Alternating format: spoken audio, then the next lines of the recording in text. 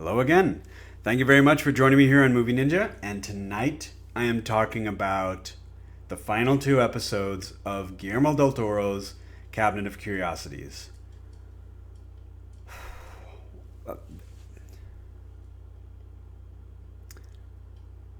So these last two episodes are the viewing and the murmuring. Not so much clear connective tissues with these last two in terms of both either theme or style, but that's fine. That's because honestly, y'all, these are probably my favorite. Like these are among my favorite episodes of this season.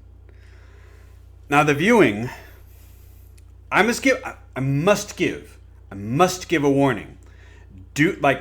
At the very beginning of the episode, Guillermo del Toro summarizes the ending of it. I don't know if it was intentional or not. I'm hoping not. If you're watching this episode, put it on mute. If you have it on subs, turn the subs just off temporarily because it gives away the ending. It gives away the ending and it's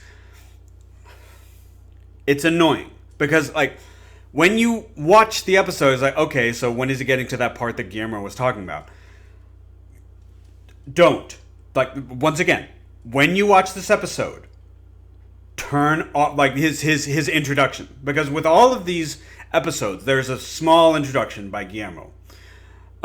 Leading into some of the themes. To be honest, most of these introductions were either, off the mark in a number of ways, or they were inconsequential, or he just described the end.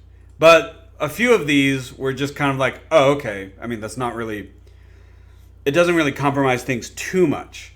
So you don't really think about it. But the viewing does. He just describes the end at the very beginning of the episode. And that bothers me.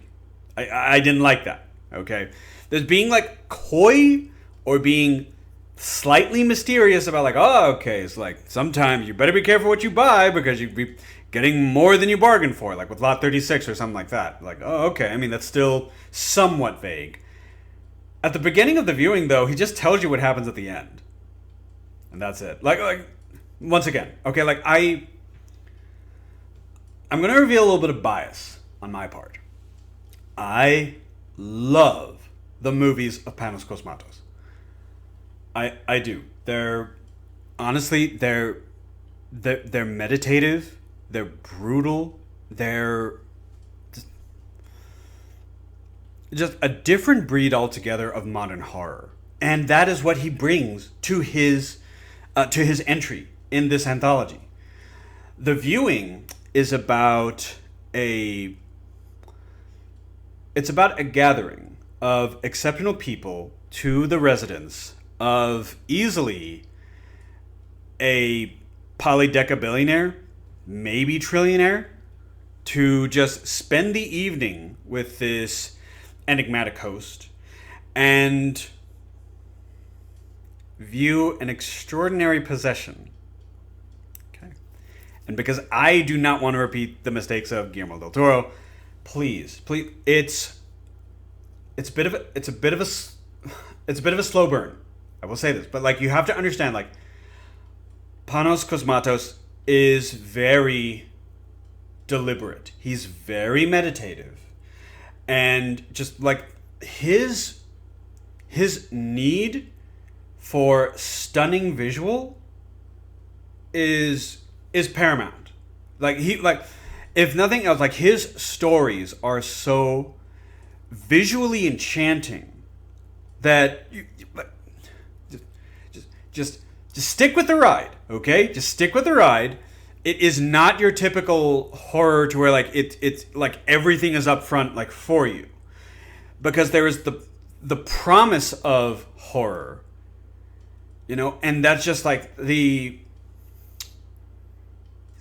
patience that the reasonable audience member provides will be rewarded. I will say that, and that is it. Okay, it is wonderful. The visuals for this is so Panos. He has such stark, like, colors. Like, there's always, like, with Mandy, there was a lot of, like, reds, color out of space, purple, beyond the black rainbow.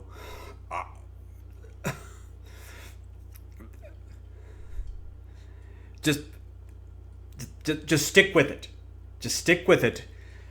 It is just a visual wonderland, and the musical environment of the episode is also extraordinarily vibrant. You have elements like, and I'm not entirely sure who was responsible for this, but I'm a fan of synth. I'm a fan of synth, retro synth, chill wave, like these types of like different like styles of like music among different styles that I enjoy. But this, you have elements of Kavinsky, Time Cop 1984, a little bit of like just like a hint of Dynatron. The music captures you, so it's not just the visuals, but the music sort of like it sort of lulls you into this world, this environment, and it's wonderful. Okay, so like. If not for the very last episode, I would be willing to say that that would have been my favorite episode. Episode 7, The Viewing. Panos Cosmatos,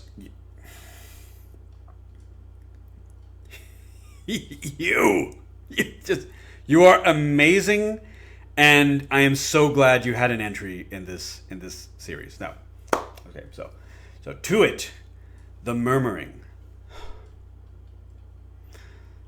The Murmuring is it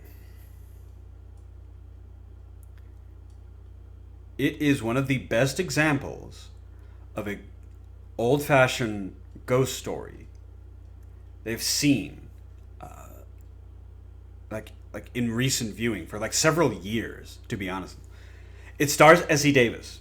Now, some people might know Essie Davis because she was the main star of she starred as Bryony Fisher in Miss Fisher's Mysteries. Seen all of that show. It's a wonderful show. She does a great job. She was also in the film The Babadook. Now, for those who have heard me talk about like modern horror, you have like two films I know for people who have known me, for people who have heard me say this, like, you already know what I'm about to say. There are two films I felt really sort of turned the page, into a new chapter of modern horror, and that was The Babadook and The Witch. The Witch was a film directed by Robert Eggers, who has since, he has made The Lighthouse and The Northman. But he had a very, very solid career in in horror films, but also just sort of like new, sort of like drama. But the Babadook was another, like, I almost consider The Murmuring an unofficial semi-sequel to the Babadook. Just because there are certain themes, not just because of it's starring Essie Davis, as well, but there are certain themes about death and postpartum depression that, like, I think whoever saw the Babadook and is like, this story was waiting for Essie Davis. It was waiting for her. And she just did it so well, so successful. Anyways, so The Murmuring is about an ornithologist and her husband. They have been experiencing marital problems regarding a recent tragedy in their lives. They go on a sort of research trip where they are staying on an island. I would say somewhere, like if it still takes place in America, it's definitely within like the northeastern states. Might be somewhere off of the east coast of Canada. Not entirely sure, but still, they are ornithologists and they go on a research trip. On the trip, they are granted access. They are granted lodging at this sort of abandoned estate house that happens to be on the island. Now, this house It's very old, and it is troubled. There are memories within the house, memories of desire, memories of pain,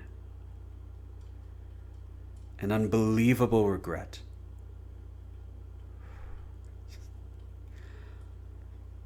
And the house resonates with Essie Davis. It wants her to know its secrets.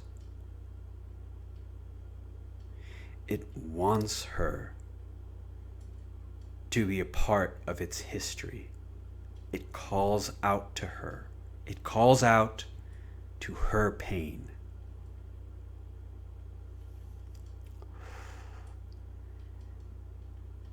This episode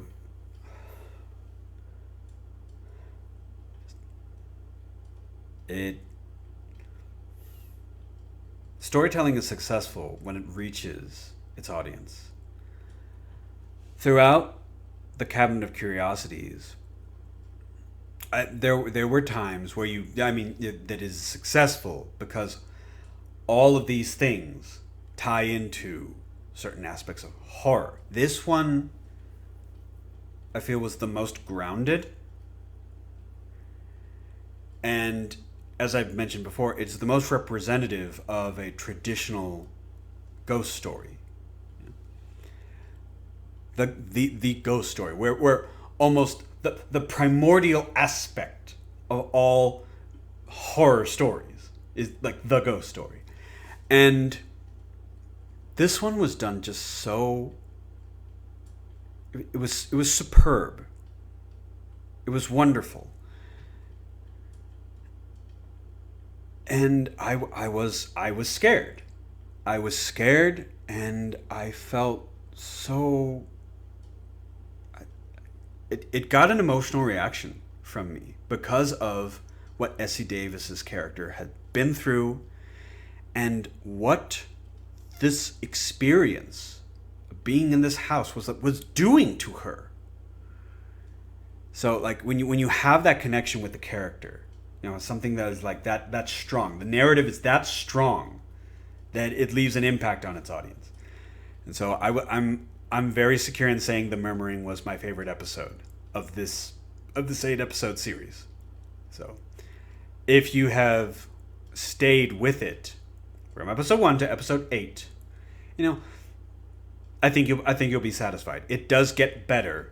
There are a little bit like areas here and there that kind of like waned, but I very like, or you know what? Because it's an anthology, you can just watch them in any order.